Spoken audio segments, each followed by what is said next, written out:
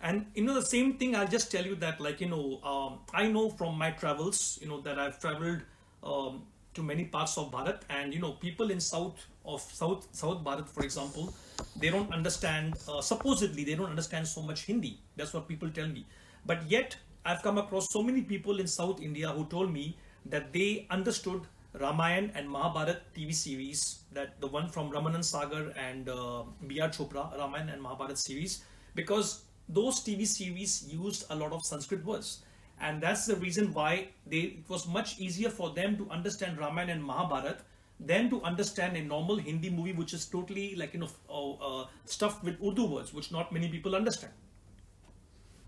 Yeah, but there are many friends of mine who keep telling me that it shouldn't be a problem, because even languages tend to evolve, and if Bollywood is mixing Urdu along with Hindi, then it should be okay, in a sense that it basically might enhance our overall vocabulary and Look, language the skills. most expression ability. the most important point that we must remember is that almost all our languages, most of them, are derived from Sanskrit. They come out from Sanskrit, and many of the vocabulary that is used is either derived from Sanskrit, or they use direct Sanskrit words. You look at Malayalam, you look at Bengali, you look at Punjabi, you look at any language, they use either derived Sanskrit words or they use direct Sanskrit words. So the point is that what's happening with Hindi right now is that it's not an evolvement. Rather, they are replacing Sanskrit words. They are replacing from Sanskrit to what is called as Urdu. But as you know, Urdu is actually Turkish, Arabic, and Iranian. So they are replacing Sanskrit words with words that have got absolutely no roots and foundation in this country.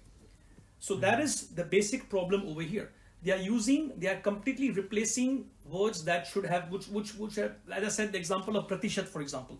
It's a Sanskrit word which everybody understood in Hindi. It was used in Hindi. But now they've replaced it completely with another Urdu word, which has got no logic whatsoever.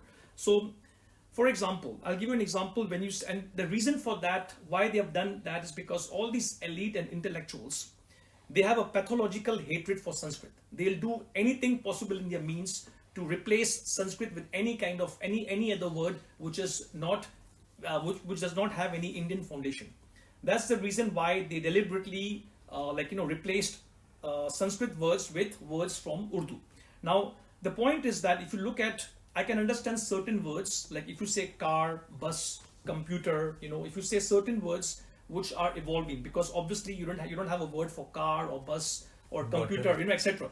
Those kind of words, if let's say cheese, okay, words which don't have any sort of Indian relevance or Indian sort of connection, Right. Those words I can understand.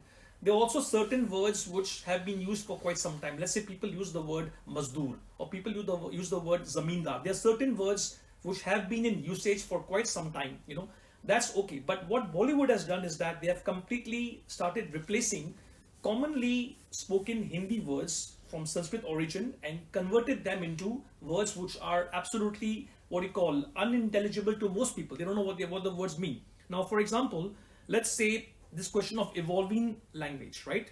Now, suppose you were speaking English, for example. How would it sound if you suddenly put some kind of Spanish word inside? Instead of asking a person, have you eaten? You would ask somebody, have you comer? How would it sound? It would look really like, a funny kind of thing, right? Or if you ask somebody in English, have you bhojan? It doesn't make any sense, right? So the point is that evolvement of a language, using of a language which is not of an Indic source, it's okay in places where there is no connection with the word. So as I said, some words are okay.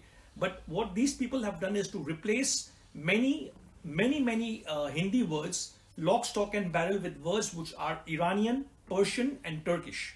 And that's got absolutely no business to be in the Hindi language. Okay. Wow, Nirmal, that is so insightful. I never thought about it this way. So I think that you see, if you look at it, many people even say that Sanskrit is a boring language, or many people say that if you speak in Sanskrit, there's a lot of limitations. It's a very old language and so on. I have absolutely no idea what these people are saying. I mean, I've come across people who have told me that it's a dead language. So why should Hindi use Sanskrit? I don't have any I don't know from what source these people are claiming such things. If you look at it, for example, look at the average Hindu name, for example.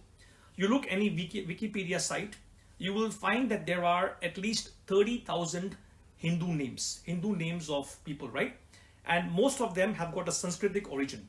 So there are so many different words for the same person, for the same thing. Let's say, for example, the word for fire. It's not just Agni. Sanskrit language has got 34 different words for Agni, for 34 different words for fire.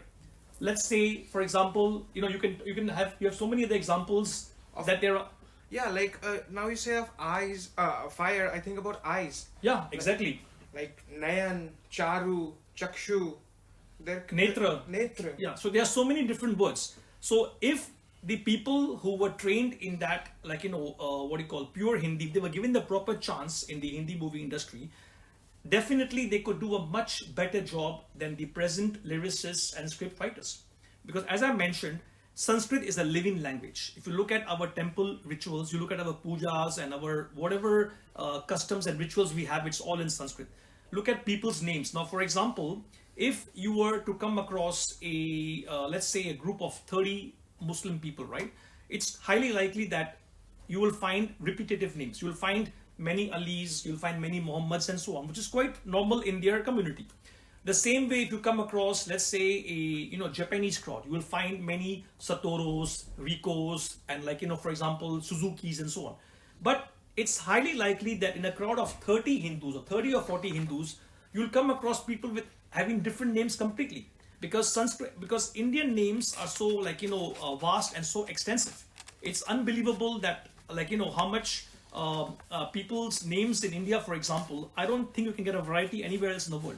So from that we can learn that Hindi, when it is tied with Sanskrit, is definitely much more melodious, much more poetic, and much more superior to any other Hindi which is infused with words from Turkey, Iran, and Arabia, which definitely have got no business to be in India. That's very insightful. I hope our listeners also take a figure out of it and try to use more Hindi words. I have a feeling they will.